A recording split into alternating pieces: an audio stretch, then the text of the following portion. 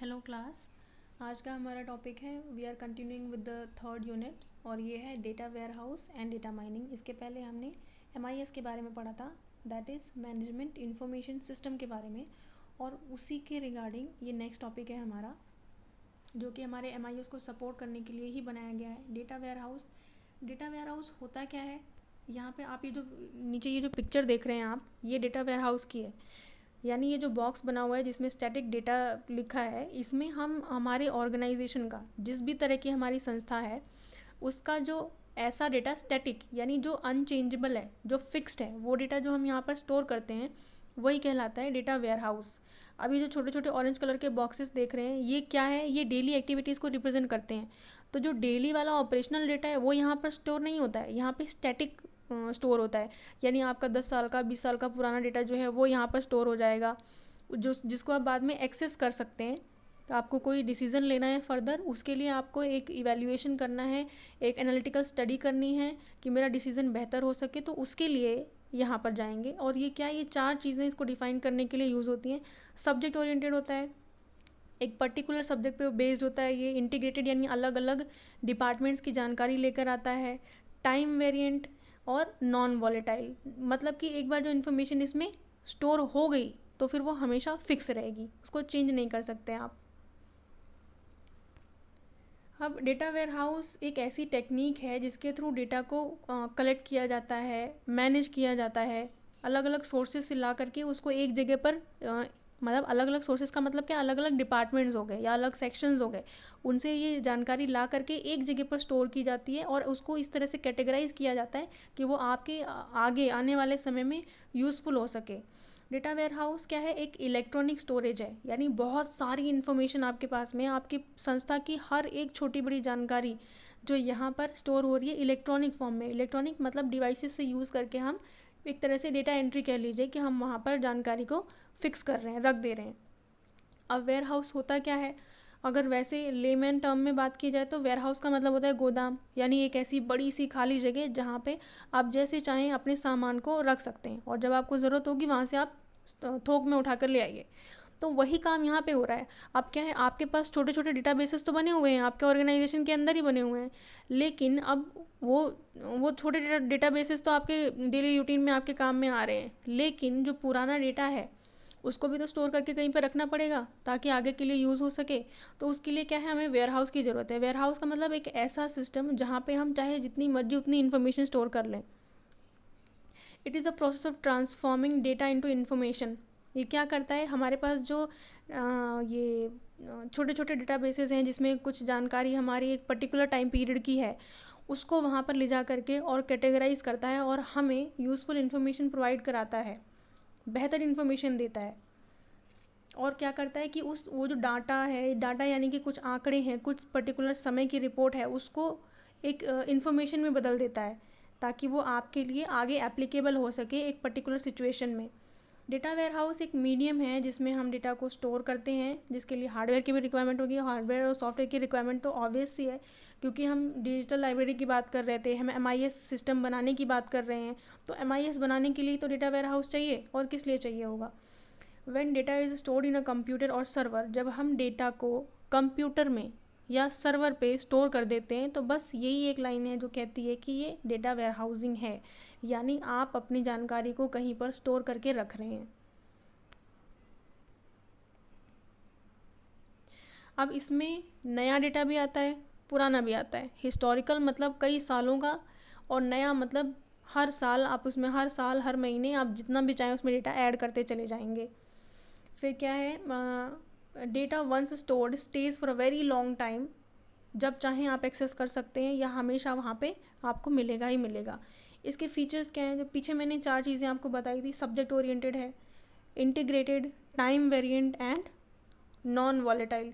ये 4 चीज़ें जो हैं वो डेटा वेयर हाउस को डिफ़ाइन करती हैं कि ये देखिए इसमें क्या लिखा हुआ है, कस्टमर और प्रोडक्ट, सब्जेक्ट ओरिएंटेड मतलब इसके किन चीज़ों के लिए काम कर रहा है ये उसके सब्जेक्ट्स हो जाएंगे, ठीक है। अब इंटीग्रेटेड मतलब अलग अलग सोर्सेज का डेटा ला करके एक जगह पर रख रहा है ना, तो इंटीग्रेट कर रहा है, चीज़ों को आपस में जोड़ रहा है, और टाइम की कोई लिमिटेशन ही नहीं है। आप चाहे जितने भी पुराना समय का डेटा चाहो उसमें देख सकते हैं, आपके पास नया जो इस टाइम का है उसको वहाँ पर स्टोर कर सकते हैं। तो टाइम की कोई ऐसी वो नहीं है, इसमें बाउंडेशन नहीं है, अलग अलग समय का जानकारी आपको इसमें मिल सकता है। नॉन वॉलेटाइल का मतलब है once data is stored in warehouse it can not be changed. एक बार आपने उसमें सेव कर दिया तो आपको एडिट का ऑप्शन नहीं मिलता उसमें, और ऐड कर सकते हैं लेकिन पुराना वाला एज इट इज़ उसमें पड़ा रहेगा। इसका एप्लीकेशन कहाँ कहाँ पर है? जब हम यहाँ पे कस्टमर, प्रोडक्ट और मार्केटिंग की बात कर रहे हैं, हम एग्जांपल ले रहे हैं कि कोई एक बड़ा सा चेन है। चेन का मतलब है एक कोई शॉपिंग मार्ट है कोई बहुत बड़ा, उसके बहुत सारे डिपार्टमेंट्स हैं और सभी अलग अलग डिपार्टमेंट्स की जानकारी एक ही वेयर हाउस में स्टोर हो रही है। तो वहाँ अगर हम इस तरह का एग्जांपल ले रहे हैं तो वहाँ पे क्या आएगा, इसकी एप्लीकेशन कहाँ होगी वेयर हाउस की, कहाँ पे इसकी ज़रूरत पड़ेगी? इसका फाइनेंशियल सर्विस में, बैंकिंग सर्विस में, रिटेल सेक्टर में, ऐसी जगहों पे ये डेटा वेयर हाउस का यूज़ होता है। अब डेटा माइनिंग क्या है? डेटा माइनिंग जो है वो प्रोसेस है कि जो हमने वेयर हाउस में डेटा स्टोर करके रखा है उसको वहाँ से रिट्रीव करना, एक्सट्रैक्ट करके ढूंढ करके लाना, उसमें से जो हज़ारों लाखों चीज़ें उसमें हमने स्टोर कर दी हैं उसमें से कोई एक चीज़ ढूंढ करके लाने का जो प्रोसेस है वेयर हाउस में से, उसी को हम डेटा माइनिंग कहते हैं। इसको हम नॉलेज डिस्कवरी भी कहते हैं। क्यों नॉलेज डिस्कवरी क्यों कहेंगे? क्योंकि हम उसमें से कुछ ढूंढ कर ला रहे हैं ना वहाँ से। क्यों ला रहे हैं? क्योंकि हमें कोई फर्दर डिसीजन लेना है और उसके लिए वो आंकड़े बहुत ज़रूरी हैं। प्रोसेस इसमें क्या क्या है, इसमें स्टैटिस्टिक्स इंक्लूड होता है, इसमें आर्टिफिशियल इंटेलिजेंस यूज़ होगा, कंप्यूटर ग्राफिक्स का यूज़ होता है, मतलब फुल्ली ये ऑटोमेटेड सिस्टम है। इसमें आपको नेटवर्क भी चाहिए, आपको हार्डवेयर भी चाहिए, आपको सॉफ्टवेयर भी चाहिए, टेक्निकल हैंड भी होना है। Data mining process makes use of different tools to analyse the data. अब माइनिंग में क्या है, अलग अलग टेक्निक्स यूज़ होती हैं जिसके थ्रू कोई जानकारी आप तक पहुंचती है। इसमें टेक्निक्स भी लिखी हुई हैं। टेक्निक्स में क्या है, एसोसिएशन, ये बहुत, it is the most familiar technique of data mining. It helps to know the relation between two variables. दो चीज़ों के बारे में आपस में हमेशा रिलेशन डिफाइन करता है ये। और association rules are useful for examining and forecasting. अभी पीछे बताया ना कि इसमें आर्टिफिशियल इंटेलिजेंस का यूज़ हो रहा है, तो क्या बोल रहा है ये यहाँ पे कि आप इसमें अपने कस्टमर का बाइंग बिहेवियर जो है वो प्रिडिक्ट कर सकते हैं, एज्यूम कर सकते हैं कि हाँ वो किस तरह की चीज़ें खरीदना पसंद करेंगे। तो क्या हो रहा है यहाँ पे, आर्टिफिशियल इंटेलिजेंस का यूज़ हो रहा है। तो ये रिटेल सेक्टर की बात हो गई, यहाँ पे रिटेल सेक्टर में इसका एप्लीकेशन हो जाएगा। क्लस्टरिंग है। क्लस्टरिंग का मतलब होता है एक समान चीज़ें एक साथ रखे जाना। ये बहुत पुरानी टेक्निक है डेटा माइनिंग की। इसमें क्या होगा, सपोज़ एक इंश्योरेंस कंपनी है तो उसमें बहुत सारे कस्टमर्स हैं उसके पास में। अब वो अपने कस्टमर्स की कैटेगराइजेशन कैसे करेगी, उनके इनकम के बेस पे, उनकी एज के बेस पे, और किस तरह की पॉलिसी उन्होंने परचेज़ की है उसके बेस पे होगा। तो जब एज की बात करेंगे तो एक ही एज ग्रुप में लाखों लोग, लाखों कस्टमर्स आ जाएंगे। तो क्या है, ये एक क्लस्टर है, क्लस्टर ऑफ एज ग्रुप, यानी एक ही तरह की इन्फॉर्मेशन एक साथ प्रोवाइड करना। और फिर उसमें आप डिफरेंसेस या सिमिलैरिटी देख सकते हैं कि ये क्यों एक साथ, मतलब कैसे एक साथ जुड़े हैं और कैसे ये अलग हैं। तो कंपैरिजन कर सकते हैं ऐसे डेटा में। नेक्स्ट है classification. It is the most commonly use data mining technique and this techniques helps to derive important information. अब इसमें मेटा डेटा की बात आ रही है। मेटा डेटा मतलब कि आपने कोई एक चीज़ सर्च करी है, एक डिपार्टमेंट के एक पर्टिकुलर सेक्शन को सर्च किया है, तो उसके पास में उस डिपार्टमेंट की जितनी जानकारी है उस पर्टिकुलर सेक्शन की, वो आपको सब कुछ दिखा देगा। आप किस तरह से उसको सर्च करना चाहते हैं, किस टर्म में सर्च करना चाहते हैं, वो सब आपके पास अवेलेबल रहेगी। Data mining and data library. Libraries में हम चीज़ों को कैसे अरेंज करते हैं, एक जैसी बुक्स को एक साथ रखेंगे। सीडी, डीवीडी, मैगजीन्स हैं, उनको हम बुक्स के साथ ना रख के अलग रखते हैं। तो क्या होता है, यूज़र को कई बार पता नहीं चलता है कि हाँ ये चीज़ें अवेलेबल हैं। And here data mining comes to use when its techniques are use. अब यहाँ पे क्या है, डेटा माइनिंग का क्या काम होता है कि जब डेटा माइनिंग टेक्निक यूज़ होती है तो ये जो चीज़ें जो स्टोर करके रखी हुई हैं उनके बारे में हमें पता चलता है जो अदरवाइज़ नहीं मालूम होता। अब डेटा माइनिंग लाइब्रेरीज़ में क्या है, application of data mining technique is highly dependent on the size. अब डेटा माइनिंग की कौन सी टेक्निक यूज़ होगी ये इस पर डिपेंड होता है कि आपकी लाइब्रेरी जो है वो स्मॉल है या फिर ह्यूज लाइब्रेरी है। तो जो छोटी लाइब्रेरीज है वहाँ पे बस अलग अलग तरह की मल्टी डायमेंशनल क्वेरी, यानी क्या नाम है, सर्च करके चीज़ों को आप कुछ टाइप करके क्वेश्चंस वगैरह मिल जाएगा आपको इजीली, उसमें सर्च करने में कोई दिक्कत नहीं है। लेकिन जब आपके पास में बहुत huge amount of data available है, वहाँ पे आपको किस तरह की टेक्निक्स फॉलो कर कैसे यूज़ होती हैं, क्लासिफिकेशन की, एसोसिएशन की, क्लस्टरिंग की, जैसा जो आपको अभी पीछे बताया था, वो सारी टेक्निक्स कहाँ पर यूज़ होंगी, तब यूज़ होंगी जब हमारी लाइब्रेरी बहुत ह्यूज है और वहाँ पे जो कलेक्शन है वो बहुत ज़्यादा है। इसके 5 एलिमेंट्स होते हैं।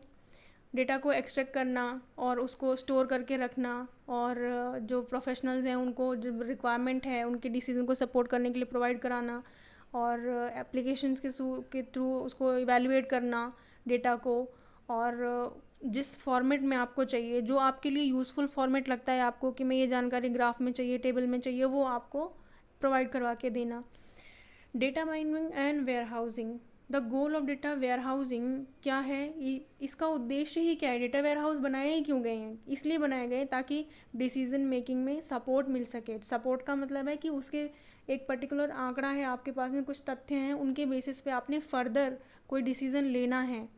तो ये क्या है, एक सिंगल पॉइंट एक्सेस है। सिंगल पॉइंट एक्सेस मतलब उन सभी लाइब्रेरीज़ का जिनका डेटा यहाँ पर डंप हुआ है, डंप हुआ का मतलब रखा गया है, जिनका इंटरनल सिस्टम अलग है लेकिन यहाँ पर स्टोर किया गया है, तो आप एक जगह पर जा कर के और अपनी सर्च क्वेरीज से इसको एक्सेस कर सकते हैं। Warehousing is much larger than any kind of data basis ranging from several GB to TB are common. अब इसमें क्या है कि आप GB तो सोच ही नहीं सकते हैं कि हाँ इतने, मतलब कि इसकी जो स्टोरेज कैपेसिटी है वो GB में ही मेजर हो जाएगी, नहीं। ये जो दो टर्म्स लिखे हैं, गीगाबाइट और टेराबाइट, इसका मीनिंग है कि हमने एक इमेजिनरी टर्म में डेटा स्टोर करके रखा है। पहले एक टाइम ऐसा भी था जब ये पॉसिबल नहीं था सोच पाना कि हम इतना बड़ा अमाउंट ऑफ डेटा कहीं पर स्टोर करके रख सकते हैं, और अब इतनी ज़्यादा हमारे पास टेक्नोलॉजी है, इतनी ज़्यादा एक्सेस है, इतने ज़्यादा हमारे पास कस्टमर्स हैं, यूज़र्स हैं, कि हमें मजबूरी हो गई कि ये डेटा हमें स्टोर करना ही करना है, और ये इतना ह्यूज अमाउंट में हमारे पास अवेलेबल है।